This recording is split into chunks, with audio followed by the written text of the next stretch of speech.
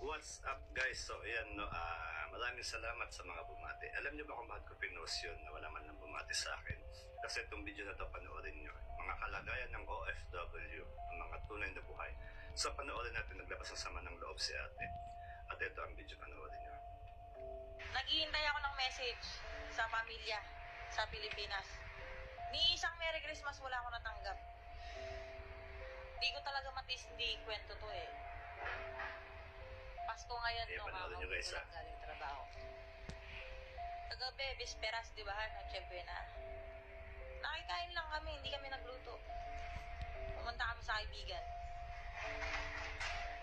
Naghihintay ako ng message sa pamilya sa Pilipinas. Ni isang Merry Christmas wala ako natanggap. Tapos kanina, sabi ko happy birthday. December 24 kasi birthday niya.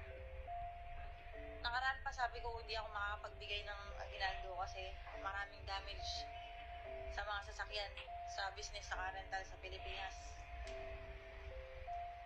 Nilike ako! Yan ang masakit no? Nilike kapag wala Nilike ako sa messenger. No? Sabi ko, sige, nilalike-like mo ako. Sige, sabi ko. Nilike ulit ako! Thumbs up. Parang obligasyon na yung pagbibigay ng aginaldo ngayon Wala nang reason. Bawal na mag-reason na walang pera. Yung Merry Christmas nga, hindi ako nakatanggap ng Merry Christmas eh.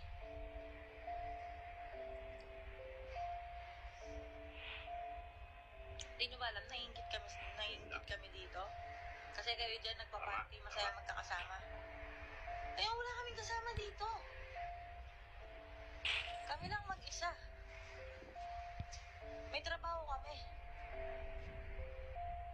Busy. Hindi naman katulad sa Pinas dyan na masaya kayo magpapasko. Dito wala kanya-kanya. Sure ka na kung may pamilya ka dito. Pag nasa ibang bansa ka, yung mga magkakasama. Oo, masaya. Magsisimba ka. Mararamdaman mo yung Pasko. Pero nakakainis eh. Pera-pera na lang. Hirap, no? Bakit? Pag nag-abroad ba, akala nyo maraming pera? Mas malala yung pagtitiis dito. Sa pagkain, tinitipid namin yung pera namin para makapag-save, makapag-ipon, para makauwi kaagad sa Pilipinas, para mag-for good.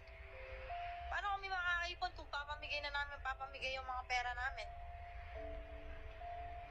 Yung pera nga nikita namin dito, tinarabaho din namin. Kaya sa amin,